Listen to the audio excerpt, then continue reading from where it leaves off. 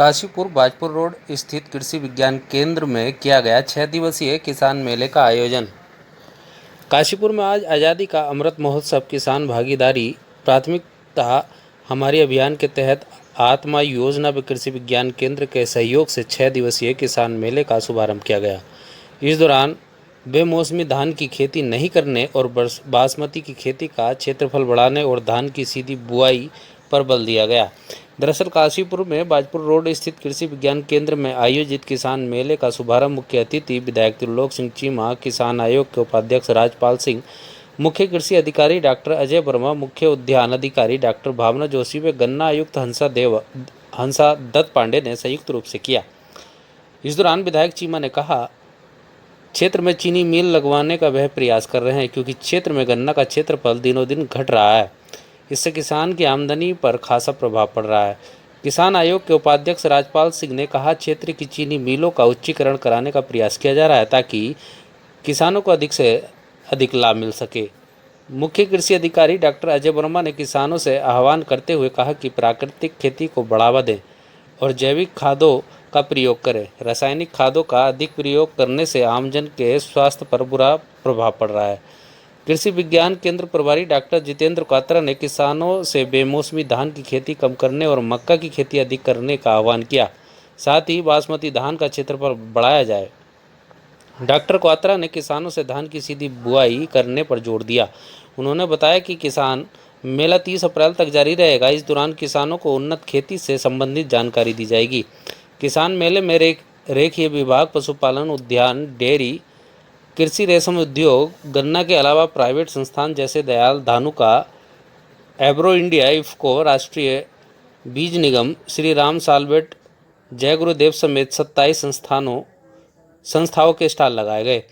इस मौके पर पंतनगर के पंडित गोविंद वल्लभ पंत कृषि विश्वविद्यालय के प्रसार शिक्षा के निदेशक अनिल कुमार शर्मा ने मीडिया से बात करते हुए कहा कि ये खास मेला है क्योंकि आज़ादी का अमृत महोत्सव के अंतर्गत मेले का आयोजन किया गया है, जिसमें देश के प्रधानमंत्री नरेंद्र मोदी के द्वारा किसानों तक पहुंचने का लक्ष्य इसमें सम्मिलित है। मेले के आयोजन का मुख्य उद्देश्य सरकार की योजनाओं, फसल उगाने की, प्राकृतिक खेती, जैविक खेती, विज्ञान आदि जो कि किसानों की स्थिति के अनुकूल फायदा पहुँचाना है।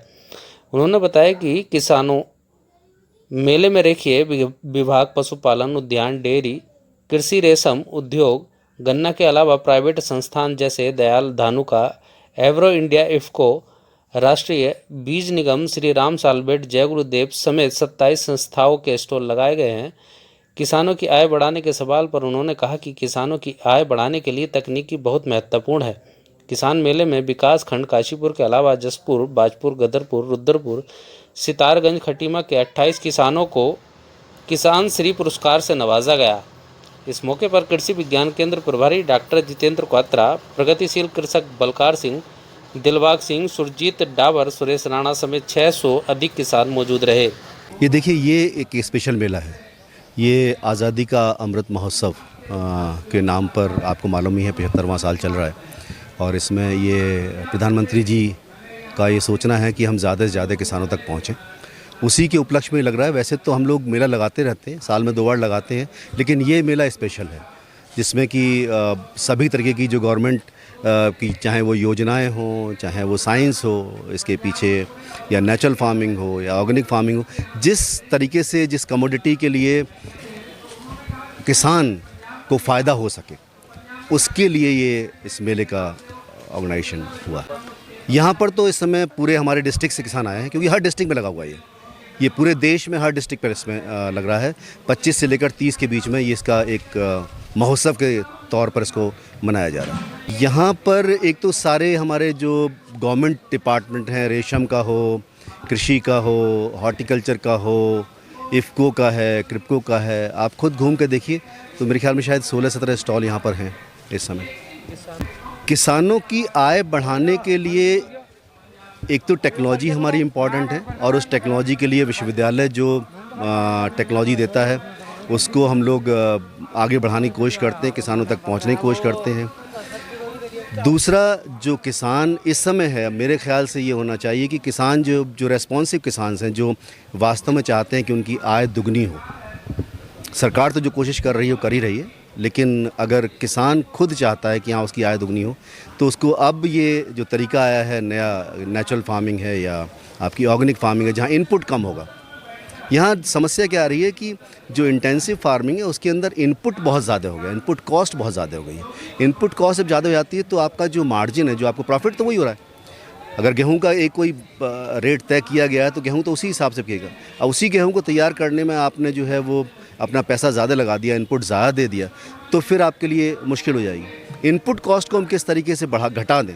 इनपुट कॉस्ट अगर घट जाएगी तो आय जो है वो अपने आप दुगनी हो सकती है, लेकिन उसके लिए अभी बहुत मेहनत करनी पड़ेगी। वो एकदम से ये नहीं हो सकता इस चीज़ के लिए कि ऐसी कोई ये टेक्नोलॉजी नहीं है कि एकदम से जंप करके उसी टेक्नोलॉजी के ऊपर चला जाए। इसको धीमे धीमे विकसित करने की और इसके ऊपर कार्य करने की आवश्यकता है। ऐसा है कि इस बार तो क्लाइमेट ने आपके बहुत मारा है किसानों को। क्लाइमेट की वजह से एक तो जो बरसात हुई है और एकदम से गर्मी बढ़ी, इन सब की वजह से जो परेशानियाँ आई हैं वो एक सबब बना है, ना कि इसमें कोई टेक्नोलॉजी इंटरवेंशन है। प्राकृतिक खेती में केंद्र सरकार की अभी तक कोई ऐसी योजना नहीं है। जो ऑलरेडी योजना चल रही है, RKVY है, राष्ट्रीय कृषि विकास योजना है, या PKVY है, परंपरागत कृषि विकास योजना है, जो केंद्र सरकार की है, उसी के साथ अभी जोड़ा गया है। लेकिन हाँ, जल्दी ही मुझे ऐसा लगता है कि केंद्र सरकार की तरफ से भी इसके ऊपर एक अलग से योजना आएगी।